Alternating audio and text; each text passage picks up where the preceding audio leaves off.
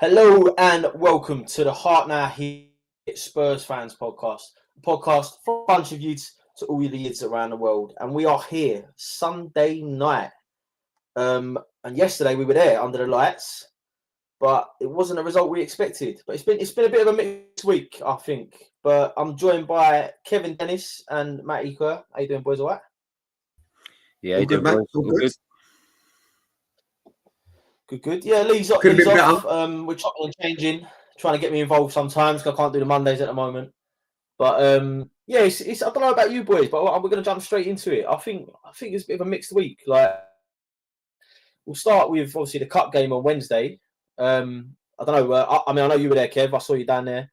Matt, you didn't make it, did you, to that one? No, Damon had my ticket for that game. Okay. But yeah, obviously, Kev, we met up in the pub beforehand, and I think it's obviously worth shouting about the drink can beforehand. Kev turned up as a bouncer. We couldn't work it out. Yeah, I'm going through a midlife crisis now where I've just started wearing my first... Hang on, wait. It's the first time I've bought a pair of black jeans, and I don't ever wear black trainers. And I've wore them, and I've come out, and it took them fucking 5 seconds for me to walk in the pub, and they're all fucking on me, saying I look like a bouncer, and then it went to a fucking burglar. Then I don't know what else it went to, but absolutely ripped the fuck out of me. All he needed was a CIS highlight card strapped to his arm. And he'd have got a job that night. The smallest bouncer you'd ever see. Kev, do you remember my cousin? Do you remember that night in LT's once? And my cousin Chrissy, he was speaking to the bouncer there, and he got the bouncer's badge, and he was going up to people with their kids, going, "Sorry, mate, they're gonna have to leave, mate." He licked his badge and started turfing people out. I was going, "No, you can't come in, mate." Do you know what? We done Chelsea away one year. It was the year we won, I think. Was it the year we won? I think it was the year we won. And I was with Brent, and Brent was in one of the pubs beforehand. And he was just, and like, it's so busy in there that we were literally at the door. So like every time the door swung open, someone walked in, it was like by us. So Brent just took it upon himself to start asking for ID. People coming in and he's going, "Sorry, mate, you got ID? It's ID tonight." And the guy's going, "What? I drink you all the time." He's going, "No." And yeah, this game's actually walked off. I tell you what, my mate used to. A lot of people do it. The bouncers, they get people to blow into the end of the walkie-talkie. That's a fucking classic. That. Just blow into that, mate. Let me test your levels. And so many people fall for it. But yeah, shit like that cracks me up. But yeah, so yeah, Kev was a bouncer when I saw him on Wednesday. Just long story short, do you know what it was? He looked more like a roadman, in my opinion. He looked like he'd been nicking mobile phones like for the past couple of hours. Left the moped outside. But that was fun. Listen, anyway, that obviously went down. But I thought, do you know what? For a Wednesday night, I thought it was a good drink. Like, we obviously saw a few of the boys, like the young boys coming through. Charlie, Jake, Aaron, they was all there. And yeah, no, I thought it was just good catching up with everyone. Like, it's an unusual one, isn't it? I think we're all doing it for the points, really. Let's be fair. Like, most of us probably wouldn't choose that game as one to go to if we could. But lo and behold, we played a game. And I think I said it. Go on. Them points that we ain't been allocated yet. Hold on, mate. Hey, listen, that's another thing we'll get into, right? But what the fuck is going on with the ticketing point delays this year? Honestly, absolute fucking nightmare. I still ain't got my Villarreal ones.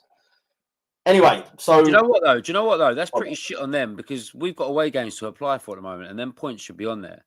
So where they're delaying them points, it's obviously killing people because they might need an extra 5 points or whatever to apply for a Leeds away or wherever we're going. Do you know what I mean, though? That's pretty shit on their part to do that. Yes, this kind of happened to me. I've got like 350 points, I think, 340 odd points. And I've ended up with a restricted seat ticket at Leeds, a restricted view, instead of a clear view because of 1 point. And it's ended up messing up the way we pay for the tickets this time around. Anyway, it don't matter. So you lot have all got clear view. Yeah, I'll have to let you know what a good view looks like at Ellen Road. Fuck's sake. I'm the only one with the fucking points and I've got the worst seat. But anyway, let's talk about Doncaster because that's what people want to hear about, Doncaster and Wolves. But I mean, Kev, you were obviously there. I was there, but what are your thoughts on the game? I mean, it went to form, right? Just as expected. Yeah, I mean, like you said, we was really there for the points. I think on a Wednesday night for a lot of us who have got families and all that, it's quite a pain in the arse really to get down there. So, I mean, yeah, the tug for the points got me down there. obviously the young lad being on the bench we talk about, I was really interested in seeing him, and he was probably the only reason why I stayed to the end, actually, to see what he was like. And I'm glad he came on. But I was quite surprised by Doncaster. I thought they was all right, actually. I thought they kept the ball well. I thought it would be a bigger scoreline than it was, but I thought they kept the ball. It made us work for it a bit, I thought. Obviously, class and squad depth prevails at the end of it. But yeah, really impressed some of their players. I was impressed with one of their players, and I realised he was on fucking loan from us because he was causing, he was causing drama up there. And I thought, fuck me, he looks too good for these lot. And then some geezer next to me went, oh, he's one of ours. And I thought, why is he fucking playing? But obviously, he's the one who scored against Elfsborg, the second goal against Elfsborg. Yeah. But I mean, like, I'm right at the top, so it's from a distance. So, I mean, I didn't really know it was until someone said it. But yeah, it looked really lively. I thought he did. But yeah, I mean, we was always going to go through it. It's just about how many we scored and how we played and some of the young boys and getting on the pitch and all that. But yeah, like nothing to really talk about too much from my point of view. It was just sort of a standard procedure. But yeah, I think it was nice to see, you know, the boy that we talk about and we've been talking about for probably near on a year now, with Lucas Williams-Barnett. So yeah, like had a bit of a slight interaction with him on the socials with liking our posts. So I kind of had a feeling he was going to be around the squad before it was announced by him liking our posts. So yeah, well done to him, and I'm sure it's a great moment for him and his family and everything. But yeah, I mean, nice to be in the next round. Not the greatest draw, but if we're good enough to win it, we'll beat anyone we've got to play. You know. Yeah, Matt. I mean, just come to you on Doncaster briefly as well, but Kinski in goal. You know, you've got some of the outfield players haven't been used this season, have been rotated. You know what? I mean, they're not going to get many chances this season, right? When you're playing in the Champions League, Premier League, and you're going for the cups, like it's only really going to be like lower league opposition that you're kind of going to see these guys against, right? I personally thought Kinski had a fucking great game. I thought he made a case for, like, you know, maybe getting more minutes. Like, I know it's fine in a minute. You can't. If he's an outfield player, you probably rotate him in the league, but it doesn't really happen with goalkeepers. But yeah, what do you think of? I mean, Kinski for me, Matt. But what do you think of others like on the pitch? First things, mate. The youngster that's on loan at Doncaster, I think it's good that Tottenham allowed him to play against us. If I'm honest, yeah, you do get that where if they're on loan, the club stops them playing and stuff like that. So I think it was good experience for him and that, you know, and he got the chance to actually play at the Tottenham Stadium again, you know. Because I don't know how many appearances he's going to make going forward. But hopefully he looks lively. Mate, I talked about Vicario last week about his mistake at Brighton. And then I sit here and I talk about his mistake again yesterday. I think Kinski deserves a shot in goal now, mate. I'm done with Vicario in goal. I'm literally done. I think he's prone to mistakes. He's awful with his feet. I'd rather give Kinski a go in goal and he's good with his feet if we're going to play that way. But I'm literally just done with Vicario, mate. If we don't give Kinski a go now, then in the summer, we have to upgrade Vicario massively because he's not good enough. So when you say shot stopper, he's good, Vicario, yeah? He's a good shot stopper. However, he makes so many mistakes, mate. So many mistakes. Like yesterday, yeah? You've just got to hold that, surely. Or am I just like not seeing that? Yeah, no, I think there was a debate after the game saying if you get two hands on the ball, like you should be able to hold it. Like most keepers be able to hold it. But in that game, so what are you saying then, Matt? So you're saying that Kinski performed well enough in the Doncaster game that he should be getting a show in Wolves or Bodo? Like where do you think he should? So with regards to he's not going to do Bodo because he's going to want an experienced head going out in the Champions League, isn't he? But I don't see why Kinski can't start the next Premier League game. Vicario's been at fault for 2 games in the last 2 Premier League games. And it's kind of cost us, yeah? From potentially taking 3 points to 1 point each game, he's kind of cost us. So I would give... Why can't we give Kinski a go? I think if Kinski performs in the next... He's going to go for Vicario for the next 2 games. He is. I think Kinski will get his chance at St James's Park in the league, in the Carabao Cup, and if he performs there, then I think we give Kinski the run from there. Well, yeah, I mean, listen, we saw that at Liverpool. I mean, his first game he come in, I thought he had a good game when we played Liverpool at home in the semi-final. That was literally his first game. So obviously, like, he kind of had a few little mistakes in him himself, I thought, in games after that. But Yeah, listen, I'm not against it. I think if someone's performing better, and I feel like he had a great game. I feel like he didn't have much to do in that game. The But thing when he is, did, T, I thought it was thing great. is, we'll criticise an outfield player saying he needs to be dropped. He needs to be dropped. But because it's Vicario as the goalkeeper, it's like we're kind of like, oh no, we can't do that. Do you know what I mean? Where we're in such a squad rotation, like Pedro Porro started sub yesterday, Spence come in and Dogie. Why can't we do that with a goalkeeper? Yeah, do you know what, boys? Quickly, I agree with that, mate. I mean, I've been calling Kinski to have a go since last season. I was so impressed with him in that Liverpool game. To be a young kid and come in and have the game he did, it obviously shows you there's a bit about him. Yes, he made a few little mistakes for a few goals, but I mean, I think he's got a bit about him to sort of overcome that and for it not to phase him. I think he's one of them that would grasp. He's obviously more settled in now than he was then as well. So. I mean, I'm with you, boys. I really think there's a decent keeper there, especially with his feet. And in this day and age for football and goalkeepers, if you can't play with your feet, don't matter how good you are with your hands, you need to play with your feet. And listen, I know we go route one a bit more now under Frank, but there are certain situations where, you need a good goalkeeper in tight spaces to play with their feet. And I think he's fucking brilliant at that, Kinski. I think he's really, really good with his feet. Also, don't forget that he made a great save in that game as well. The one where he got right down and tipped at the bottom corner. So... Yeah. I mean, I don't know how many more mistakes Vicario can make until that call's made. I think we're gonna have to see him have some right fucking howlers for Frank to drop him. I can only think that they don't drop him because he's got that kind of like extravagant Italian leadership thing. When he's out screaming at everyone, and when someone sees a goal, he sprints 30 yards to them and consoles them and all that.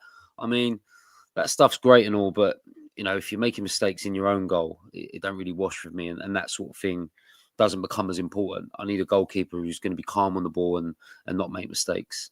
So it's a shame that we might have to wait so long for him to have a go, and we're going to have to wish bad on Vicario in games for this to happen. But I mean, I'm with you, boys. I think there's an ultimate opportunity there to get him in, and I think he's got a good chance of keeping that shirt if he goes in there and does well. And yeah, listen, that what you've just mentioned, Kev, would probably be my only thing about him is he got enough leadership qualities that, because I feel like Vicario, rightly or wrongly, listen, he might not be saying the right things, but he looks animated, he looks to be doing the part. And who knows, like if as Kinski got that in him, like I know Romero and Van der Ven are kind of they marshal it anyway, but I feel like Vicario really kind of puts people in their place, like in set pieces and stuff like that. As Kinski got that in his locker, are yet to be seen. But like Matt said, listen, the next time we'll probably see him is in the fourth round of the cup draw.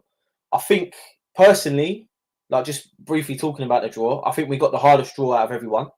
I mean, in terms of big clubs, I think we've definitely got the hardest draw, especially seeing how Newcastle play today as well against the Scum. But yeah, I'll just run through the draw quickly so everyone knows it. Arsenal at home to Brighton, Grimsby, Brentford, Liverpool, Palace. Well, that could be a replay of this weekend. Newcastle, Tottenham, Swansea, City, Wolves, Chelsea, Wrexham, Cardiff, which guarantees one lower league team in the next round, and Wycombe, Fulham. So, listening to them fixtures, Matt, what do you think? Do you think it's something where, like, honestly, this is a realistic question, I think, as well. But do you think maybe that if we'd have got an easier draw, it'd have been something to focus on, or do you think, regardless of the opposition, we should still prioritise the competition? That's a tough one, T, because I think if we got someone like Grimsby at home, we'd probably play the same team and then find ourselves in the fifth round. Newcastle away. Yes, it's the quarterfinal. Yeah, I know, but it's not going to be easy.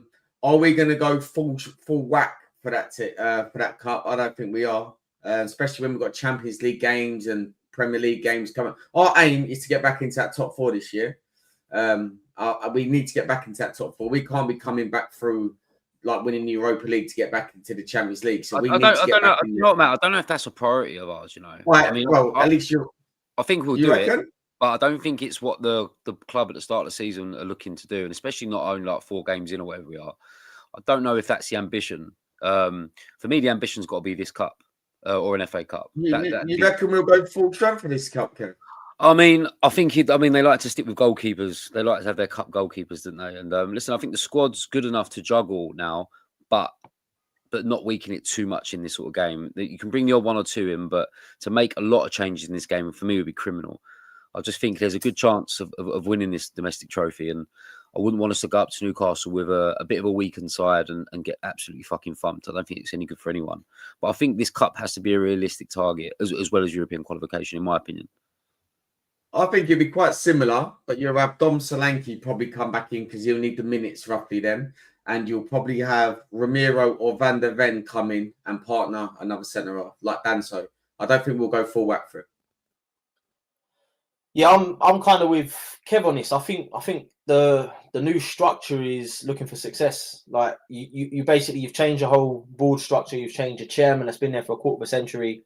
How do you appease and show the fans that you're on the right track? For me, it's let's win another trophy. Like let's get the momentum and go again.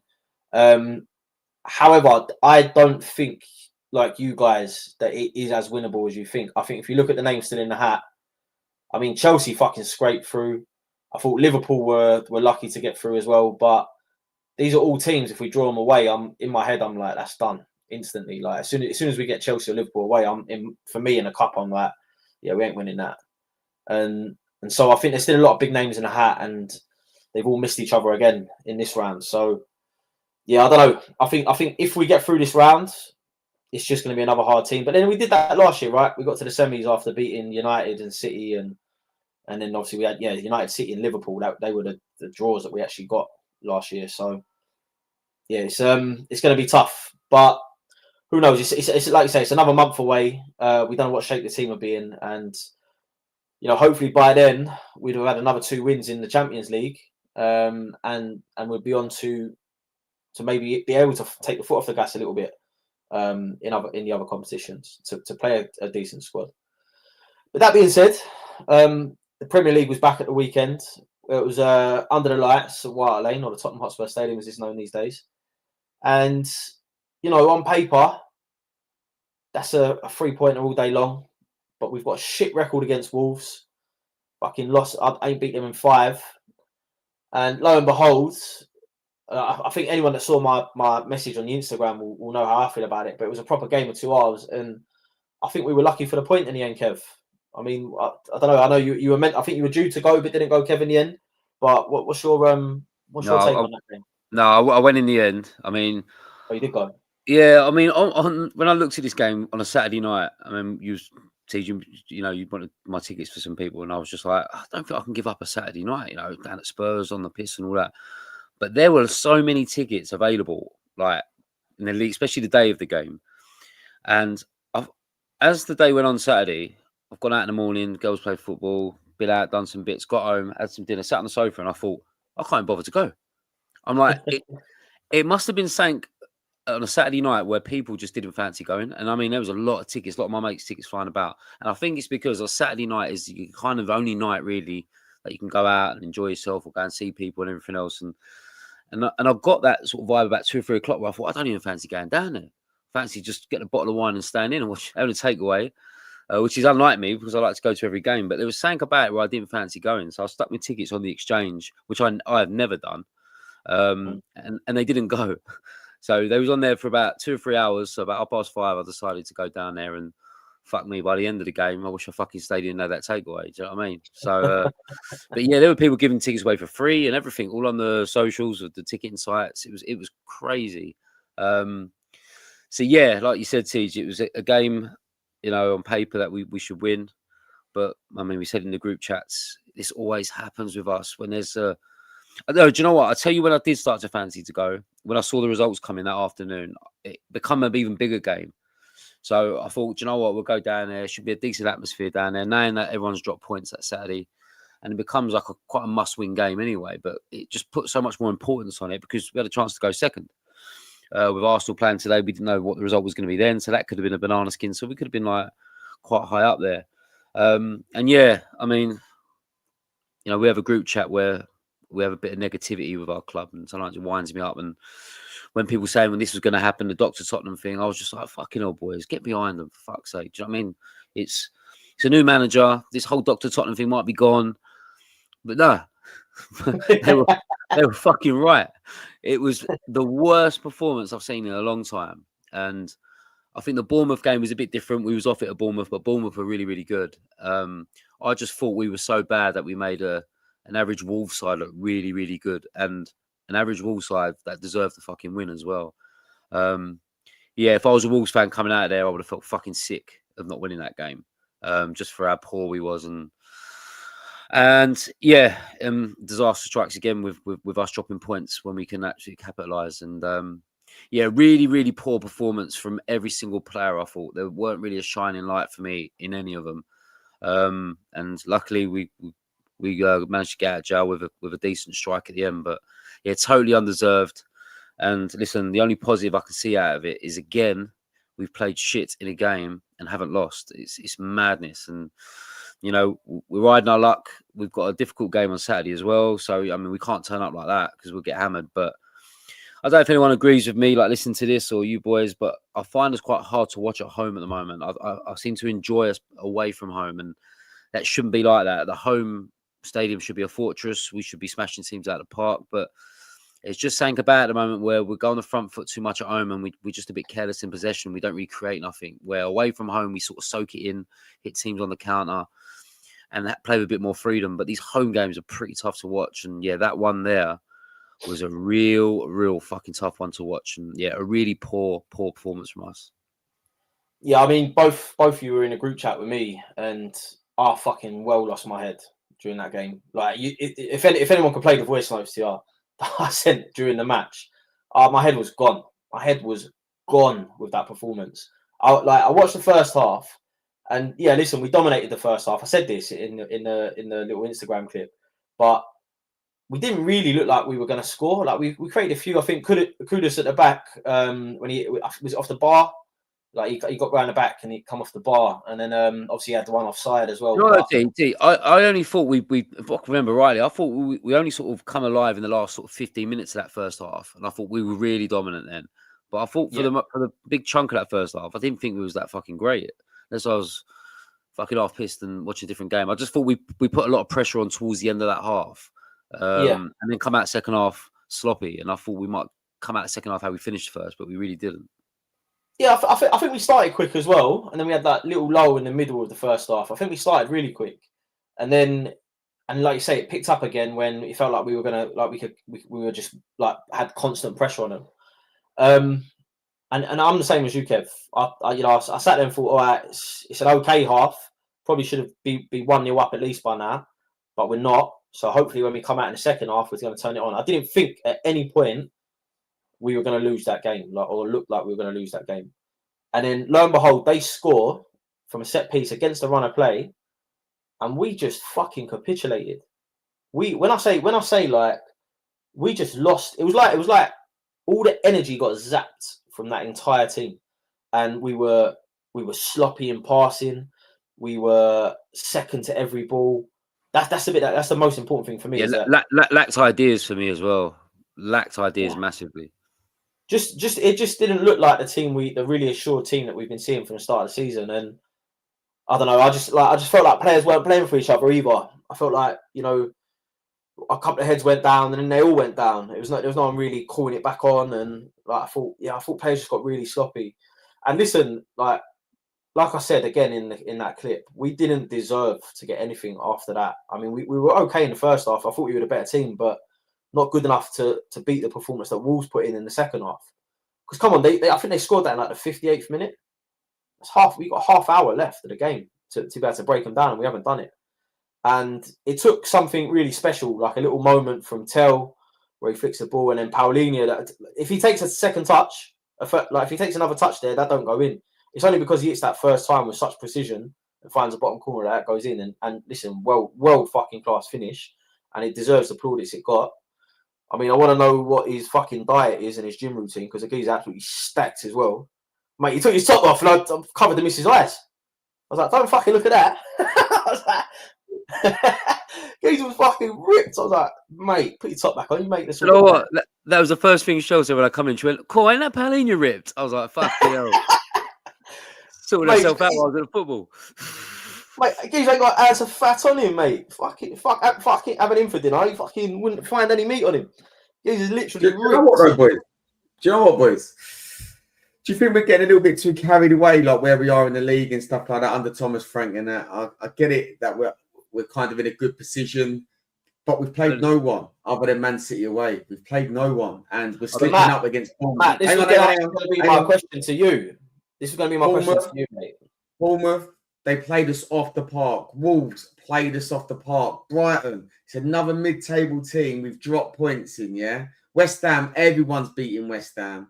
Man City, we always beat West Ham. Are we getting a little bit too carried away where I think, I don't know. Like, I think on Saturday, Leeds, if it was at home, I don't see us beating Leeds at home.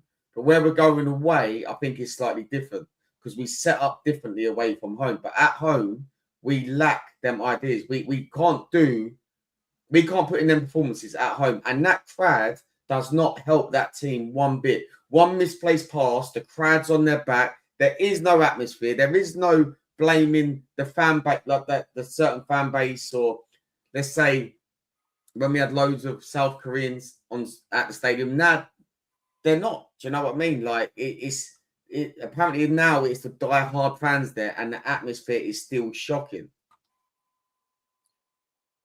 Yeah, I mean, I don't disagree. I think since we moved into that stadium, there's only like a handful of games, maybe even less than that I can remember going to where I've really felt the atmosphere. And it's that bad, I could probably name them. I think the Arsenal one where we beat them 3-0 at night. I think the Chelsea one when we lost, but under Ange Postecoglou, we lost that game, like when it went down to 9 men. I've never seen an atmosphere so strong because of how we were playing. Like, just kept going for it. And the other one was Bodo, I think, at home in the semi-final last year. I thought them 3 games there for me, the atmosphere has been something to rival what we had at White Lane. But listen, I think it is tough as well, Matt. I think when you expand to that size, you know, everyone kind of moves their seats. You know, you're not surrounded by the people you feel confident around. So some people that might, you know, get together and start a song off or something, they're a bit split up now. And I don't know, yeah. And I think there are a lot of day tickets in there now as well. Do you know what I mean? I think it was like 20,000 of the 30,000 were season ticket holders before. Now it's 40,000, or is it 40,000 of the 65? So to be fair, the ratios are pretty similar actually. So you know what, TJ, you're coming in quite level-headed there, yeah. And I'm quite surprised because probably about 24 hours ago, all I was hearing was this. I'm not gonna lie, boys. This game from me, man. I've proper lost my head watching this. What a load of fucking shit, honestly. I've proper lost my head. How the fuck have we turned up with no fucking bollocks to this game? What a load of shit. So yeah, you seem quite level-headed now, T. Yeah, you know what I mean? Oh, listen, if you can see how red I've gone, I don't know if you can see it, but fuck me. Wait, honestly, I was on my own, right? So the missus have gone out for the night. Kids are all in bed.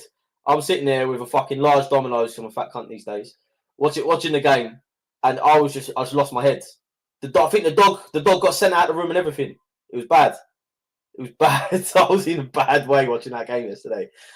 But listen, Matt, like what I'm saying about what you're saying. And like, where do we draw the conclusion then? Like, because it's so, I think I also, from my point of view, it's so easy after a bad result to start looking into like trends and stuff like that and saying, oh, you know, we ain't really played anyone. We beat teams that we always beat. But on the whole, in my opinion, I think performances have been better. Bournemouth, Wolves, not so great. But even the Brighton one, for me, I thought we played well.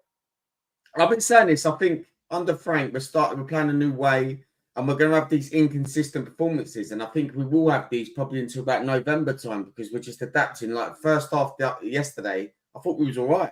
Second half was horrendous. Brighton, first half, we see 2 goals, but we still played well. But I thought second half was a lot better. So we're having moments where one half's better than the other half, you know, where I feel like we need to find a balance there. And that won't come overnight. I know that's going to take time. But I think we might be getting a bit too carried away right now. I don't think Tottenham will finish in the top 4 the way we're currently playing. Where do we finish, Matt? 7th. Too inconsistent, and we drop points. I think it's really early days to be worried about anything. I think people will compare it to last year, especially in the league with Ange. More about not being so open, sort of having set piece ideas, which is what he's brought along. And they've played 2 years under that sort of gung-ho style under Ange, and you're right, they're going to have to adapt, and it's going to get bumpy at the start. I think they've got down with it pretty quick in a short amount of time, where they've started to think, yes, we haven't been great in some moments, but I think there's big changes in the way we play, and some of these players, like you said, have been playing gung-ho football for 2 years, and they've got to change their ways. And certain players like Pape Sarr's got to learn to play a different way. Obviously, going route one with throw-ons and stuff like that, and route one balls and holding it up there, it's a whole different thing. So I'm willing to give it time. Why I said the other day that I think Spurs are going to have a good season, I just think that everybody else so far looks like they'll be taking points off each other. And I just think it can be a bit of an open season. And with us, for me, there's no pressure on us this year, really. I think there's pressure maybe to get European football. But I think we can just go about our business quietly, try and nick a cup. But also, it may take a year to set in stone of what he really wants to do for us to be a successful team next season and challenge on more important fronts. I don't know, but definitely not like worried about anything. I think it's going to be a bit of a bumpy road, but I think we're in better nick in terms of playing style, ideas, defending. So really early days for me to be worried. Listen, I'll get pissed off with performances like yesterday, but it wouldn't surprise me if we go Leeds Saturday and fucking win. It's that sort of thing at the moment. He just needs to. No, I'm not worried. Yeah. I know, but like, I don't know. I got the impression that you're a bit worried about this season, but only after a few games. Worried.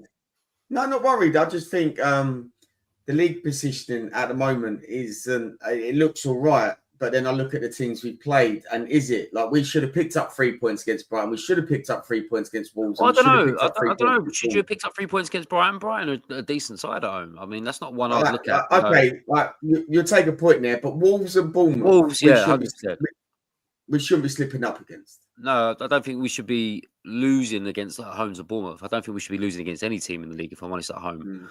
But sometimes we are going to nick draws here and there. Even the best teams in the league will have a draw at home against someone shit. Or I mean, I look at Liverpool so far this year. Liverpool got away with murder in some of these results. Liverpool, they lost to Palace at home. They lost to Palace yesterday away. Yeah, but I've watched a lot of Liverpool games this year, and they're quite a poor side. They're not playing that well, but they're finding ways to not lose. And I think that's where we are at the moment. And I just think we've got a manager who's going to, after that game against Wolves, is going to sit there and pull that apart and really work hard and try and improve that. I know he's very, very hot on the home form, and that has to change.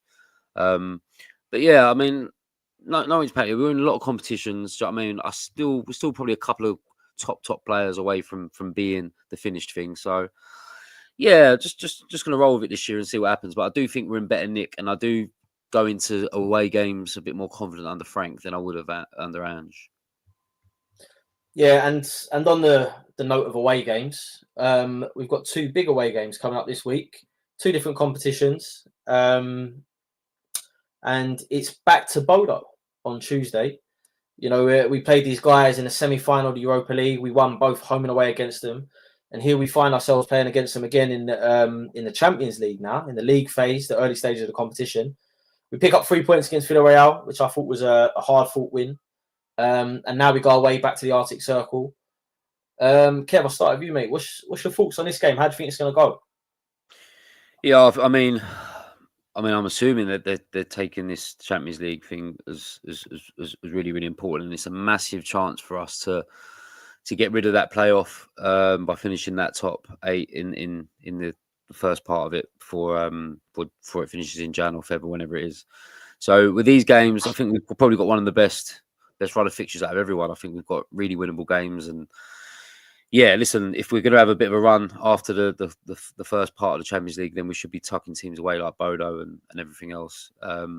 Frankfurt, them sort of games might be a bit trickier, but these sort of minnow teams, as they want to put it, will be up for it. But I think class should prevail in these games against these sort of teams. So, I mean, I can't look. I don't want to say it, touch wood, but I can't look, past the win. I think we have to win, and we will win. Matt, obviously, it's we've been there, done that. All in the t-shirt, no? Like, do you just see it going same to form as last season? I think we have to go and win. Looking at our Champions League fixtures at the beginning, I think it's just about getting points on the board early, and I think we have to take the maximum points early in the first 4 games. I'd say we need to get maximum points. Yeah, I mean, like just to give you a bit of context for this. So we obviously our home games are Villarreal, Copenhagen, Slavia Prague, and Dortmund. So if you win all those, I know, like obviously Villarreal was a tough game. I think Dortmund will be a tough game, but we've also got a really good record against Dortmund over the years. So like if those go to form, you get 12 points. You only need 4 more points from somewhere else to finish in the top 8, because 16 points gets you guaranteed top 8. 15 quite likely as well. So when you look at the away games, you've got Bodo, Frankfurt, Monaco, and PSG. So there's a couple of banana skins in there as well. I think Monaco and Frankfurt ain't going to be rollovers, but I think Bodo as an away game is a really early option to try and get 3 points on the board. I think the quality of the team's improved on last season. I think we should go to Bodo, because we should have beat Wolves the weekend just gone. But yeah, let's just hope that the team that turns up is one that's going to play for the 90 and, like really just try and kill this game early. Because I agree with Matt. I think, and Kev, I think you alluded to it as well. I think it's all about early points on the board to alleviate the pressure from them European games in January. Because when you've got to play Frankfurt away and Dortmund at home in January, you'd rather get the points on the board early. I mean, listen, we could go and beat Monaco. We should be able to go and beat Monaco away. And that's 9 points. And then you've got Copenhagen at home. Should be 12 points. You're 90% done, boys, when it gets to that stage, And that's before you've even played PSG or Frankfurt away. So yeah, I think it's a real big opportunity to get points on the board. Like, I'm not saying we're going to lay down a marker to anybody else in the Champions League and make it out like we're going to be something we're not. But it's a real chance to, like you boys have both said, I think, is to just push towards that top 8 and miss out those February fixtures. But all in, I think we've got a good chance in the Champions League. So yeah, boys, what's your prediction for Tuesday? 2-1 Spurs. 2-1, close game. Yeah, I don't think we're going to go there and walk all over them. I think it'll be a tight game. The crowd are going to be up for it again, aren't they? So I'm going to say 2-1. Yeah, it's on that. It's artificial pitch, isn't it, as well over there, isn't it? Yeah, artificial. Yeah. Obviously, it has to be. Yeah, no, I fancy. Fucking snow, mate. Yeah, I was going to say. Yeah, I don't know. I'll go for 3-1 Spurs. Yeah, I would have said what Kev said, 3-1. I think we should go there and get the win relatively comfortably. But let's just hope that the team we've seen like in the early stage of the season turns up, because that's the team that we're going to need either way. And then it's the big one, the one before the international break. And the reason I say it's the big one is because we're taking a bit of a firm up there, I think. And we were the boys. Like, I think there's about 7 of us, like just us, like that we know in our group, and that's without people that they know will come in as well. So yeah, there's a good crowd of us going, Kev. How are you feeling about Saturday and like the early start in the morning? I think me and you are going to be on the trains at like 7 in the morning. Yeah, mate, really looking forward to this one in terms of going up there. It's I've never been Leeds, weirdly enough, never been Leeds away. So I mean they was down for quite a while, weren't they? So I mean, I didn't get to go when they were in the Prem, when they were like sort of a right top side. So yeah, really looking forward to Gadget. It's an old school ground as well. Someone was telling me in a pub what it's like in there, and it's got like patterns on the carpet through the ground. Like I was saying like that, someone was telling me. I mean, I don't know if any of you two have been yet. So it's got that old school ground. I love going to old school football grounds because at some point they're not going to be there anymore. They're all going to have these modern stadiums. So yeah, really looking forward to it. Don't mind an early start. With Brighton, we had an early start, which was a good one. I just won't go out the Friday night this time, so I'm fucking fresh this Saturday morning. I won't miss any trains. But yeah, I mean, speaking to a few of the boys in the coach as well the other night, and so last night, and there's more people going than I thought there was going, and that's like on our trains as well. So that's not mentioning the people that are already going up there that we ain't travelling with. So yeah, it's gonna be a big number of us, and just hope the boys can I don't know. I think an early start might be an advantage for us in a sort of a ground like that. I think if it was a night game under the lights, Ellen Road, I think it would be really tricky for us. So with it being an early kickoff, I think it might not give them time up there to get fucking on the piss all day, and cause it's quite a loud stadium as well, apparently. So let's hope that it's an advantage for us. But yeah, really looking forward to the day. I mean, it's always nice when TJ comes away. Doesn't do it much these days, so it's always an event when he comes. It's always a good one to get teach. But yeah, there's a lot of us going, and like I said about Brighton, there's something about going away, but it's the people you go with, and the people we're going with. We're all close as well, and doesn't get to happen often because we're so busy now and everyone's doing other things. So yeah, really, really looking forward to going to that, and yeah, it'd just be the game that we have to get through. But who knows? It's a game that I think we can go out there and put performance in. Yeah, I mean, I echo what you're saying, Kevin. It's, I've never been either, and for the same reasons. Like when they were up, I was just too young, really. I think like I wasn't really doing away days when I was that young. So yeah, it's nice to tick off, and I think the fact that we've got like a lot of the boys going, like a lot of the originals and stuff, and like the young boys are coming through are going as well. Yeah, I'm really looking forward to it. I think it's going to be a great day. Matty, obviously, you know, you're not there this weekend, but is it going to be back to form? Like, is it, you know, we go away to a club, they're going to come out a bit, we're going to be solid at the back and push on and win? Like, how do you see the game playing out?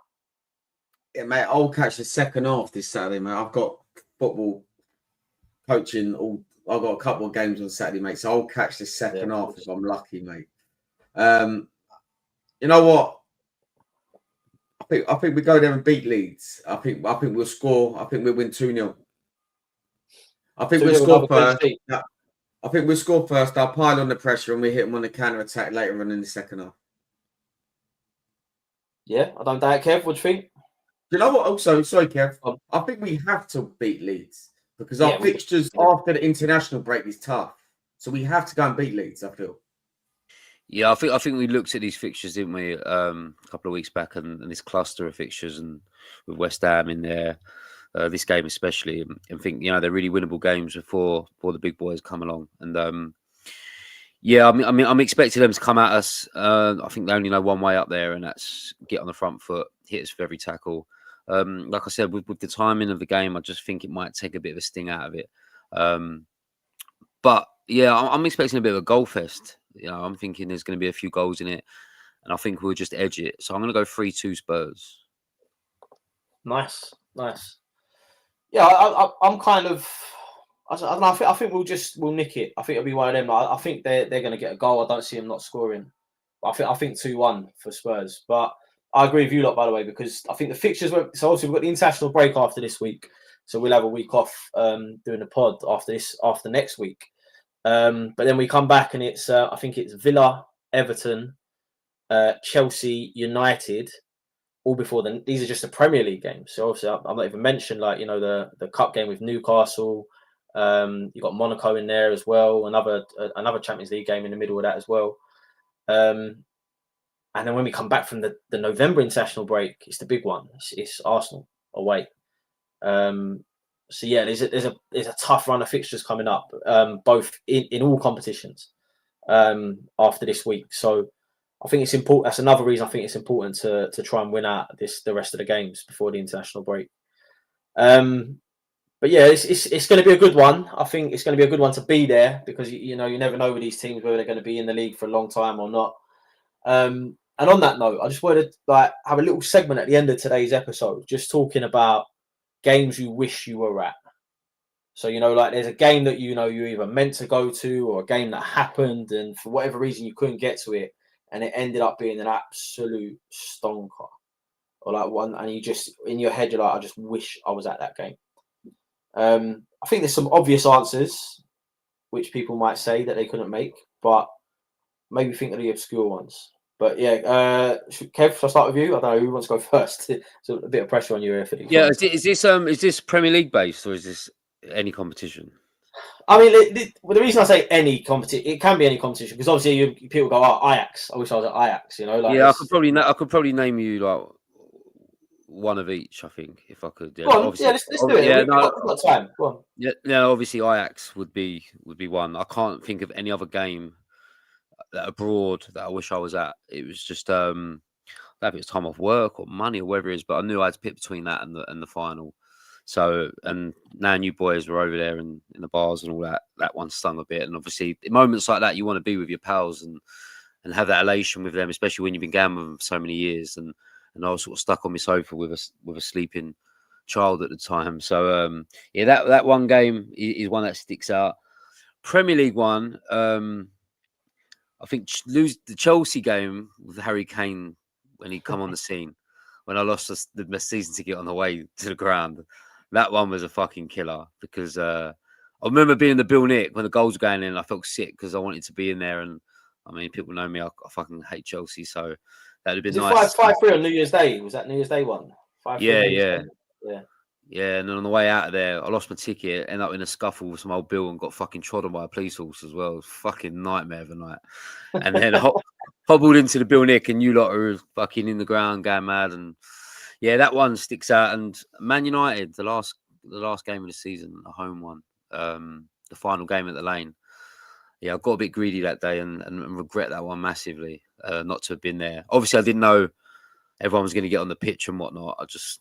I thought they was just going to have a little Legends thing and when they come out at the end and all that. But yeah, when everyone jumped on the pitch, I remember sitting there with my missus and I said, I feel fucking sick that I'm not there to be on the pitch. So that one I'll never, ever forgive myself for. But I did buy a nice designer jacket out of the money. Mate, but, you know what? I can't believe I've only just remembered you didn't go to that game. Yeah, people were shocked that I wasn't there. But yeah, sometimes you just when there's a pound note, Kev, I'm definitely not shocked. I'm definitely not shocked. Yeah, a lot of pinkies in that pile of notes I got. So yeah, never forgive myself for that one because yeah, that's a moment that I should have been there at. And all I got out of that was a key ring with a blade of fucking grass in it. So I don't know where I should admit this actually on podcast, but I actually got a bit of White Lane when I went on the pitch. Yeah, I think in my mum and dad's garden. I think they're still in there. Everyone like ripped chairs out, didn't they? They took like the block 32 things, all the site, the gangways. I mean, I probably would have fucking done that as well. So yeah, them ones stick out for me massively. But obscure ones, I don't know. I'd have to proper think about that. But them ones always at the top of my head when I think, you know what, you fucked up there. You should have been there. Do you know what, Kev? Not to rub it in, mate, but I was at all of those. Yeah, thanks, man. Matty, what about you, mate? Like, you don't have to. It could just be one, or it could be a few that you want to mention. A couple, when we was 2-0 down against Arsenal, Yunus Kabul made it 3-2 when Van der Vaart scored and Bow. That one there at the Emirates, I'd love to have been there on that day. Chelsea, when Dele Alli stole the show. Do you know what I mean? And then you see him just that, and then you see Chelsea fans absolutely giving him. Was that the one at Stamford Bridge or the one at White Lane? I remember. Stamford Bridge. The only side, I was there. I was there for that one. That's not sorry, Matty. I was at that one as well. But that was. Yeah. But also, I was with Smith at that one. No, I'm saying that game was the only game we beat them at the Bridge in the Premier League era as well, which is insane. Yeah. Also, the one at White Lane, the last one at White Lane, because I was only a member, I couldn't get a ticket that day. So obviously, I didn't go to the last game of White Lane. Kept an offer it, yeah. Nah, mate, I couldn't afford these prices, mate. Jesus. No way. He would have had to remortgage his house, right?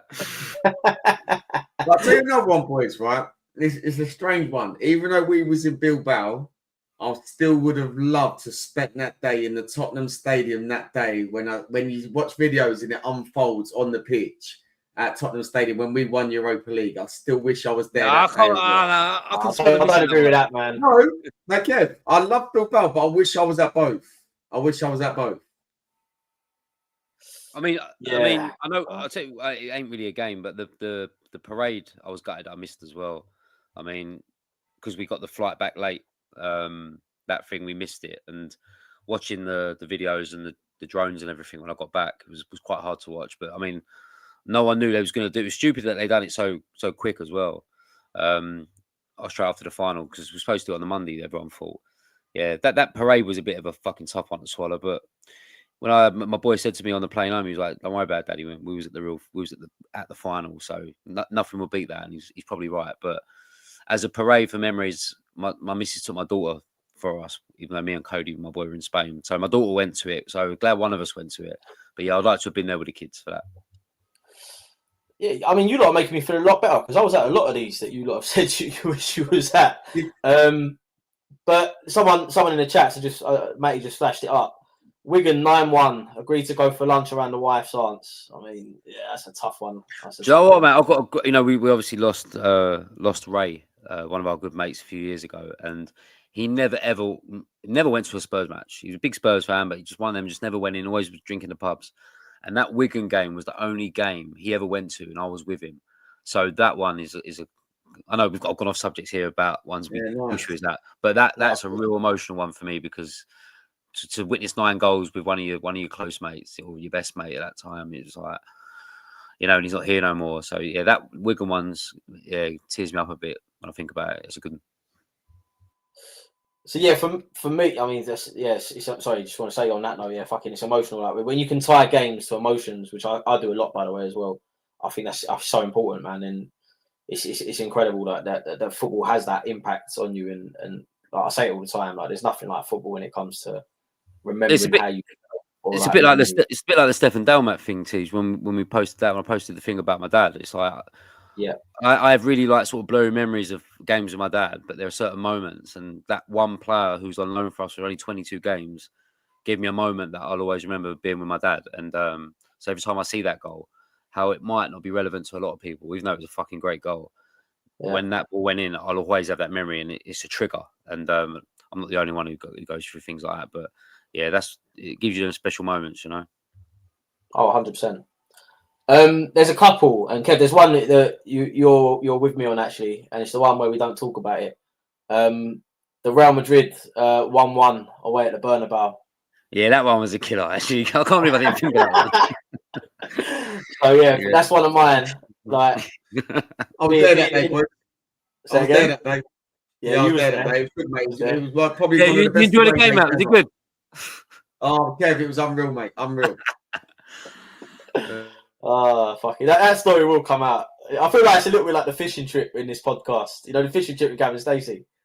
Like, that story's got to come out at some point, but all in good time. But yeah, no, it was, me and Kev missed that game, even though we was in Madrid. So, yeah, that's definitely one for me. People listening to you say that now go, oh, right. That's what happened. Yeah, it was a tough one. It was a tough one to swallow, that one. Great story, though. But another one of mine, I have seen us beat every London club in there. Like, every London club we've played in my adult life, I've seen us beat in their stadium. I've seen us win in their stadium. Apart from one. We ain't played them at their stadium in my adult lifetime, I don't think. I mean, I say adult lifetime, I mean like early 20s, because that's when I started really doing like away days. In QPR? Have we played them away?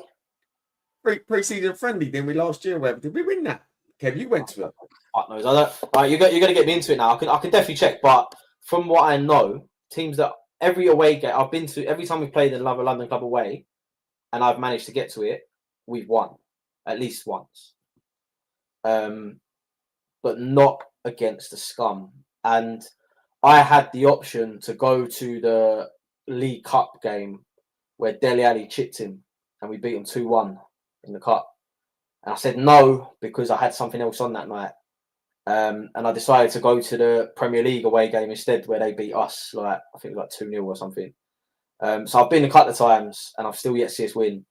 And sadly, I don't think it's going to happen anytime soon, but who knows? Like, there's a chance I could go in November and we might get it. But that's another one of mine. And then like iconic ones for me.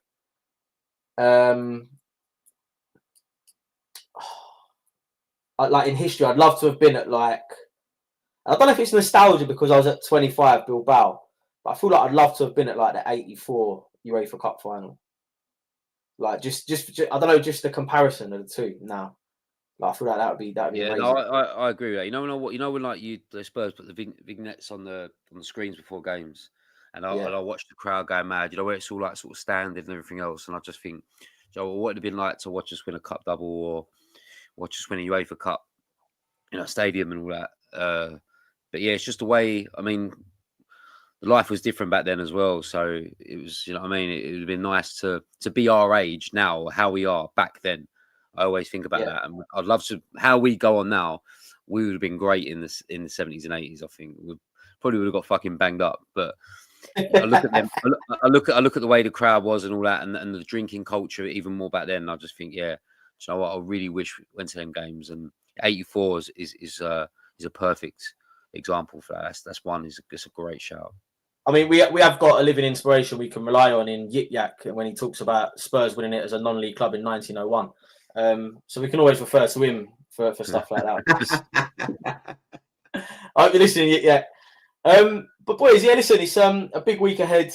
We've obviously got the Champions League is back on Tuesday, and then I think it's a quick turnaround, but I'm quite happy we're playing Tuesday and Saturday. And then yeah, we're obviously going. So yeah, my week is all focusing on going to Leeds away on Saturday. I can't wait to get out of the place and do that. It's gonna be like sick, early start right through to the evening. But yeah. So I want to say thank you from everyone that listens. Thank you to our sponsors. I mean, they'll be flashing up across the bottom of the screen all the time. But at Hotspur Heritage, they were on last time, and at Ophthalmus UK.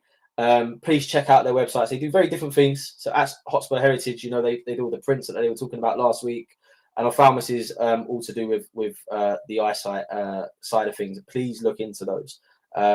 They proudly sponsor us, and we're very proud to have them as sponsors. So please do check those guys out. But thank you for listening. We want to say a huge thank you to our listeners, because you know what, guys, like we talk about this a lot. We come on here, we just talk football, and we're lucky to have this platform where we can actually just do this every week, where we just get together and have a chat about football, and that's because of everyone that listens. And honestly, people still come up to us now. I mean, Kev, we drink with people that we've met through doing a podcast. Shane was out with us Wednesday last week. So that's just an example of how this. I spent an hour with Hotspur Heritage last night, having a good chat and talking about the podcast. He's really grateful for coming on. We were like, no, we're grateful for you for sponsoring us. It works both ways. And yeah, we had a good chat last night, and a few more people I saw last night. Big shout out to Stu82. He was full of praise for you last night. TJ, he's gone, I love fucking TJ. He fucking talks so much to that geezer, and I thought, fuck me, how much is Stu at tonight? Fucking off his nut, isn't it?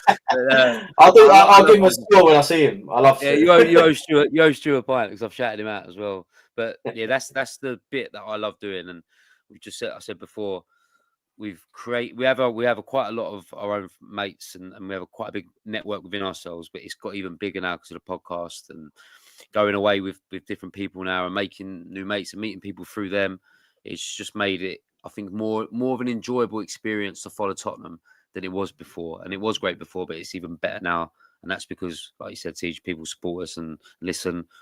And also, I love to get a free partner from them as well. So yeah, it's great.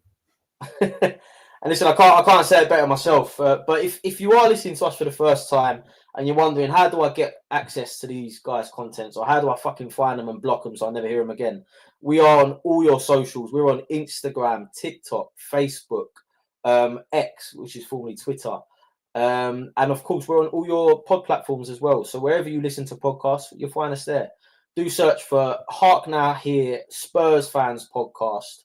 And from myself, Kevin Dennis, and Matty Kerr, it's been an absolute pleasure talking with you tonight. And although it weren't the result we wanted last week, we still got a point from a bad performance. On to the Champions League.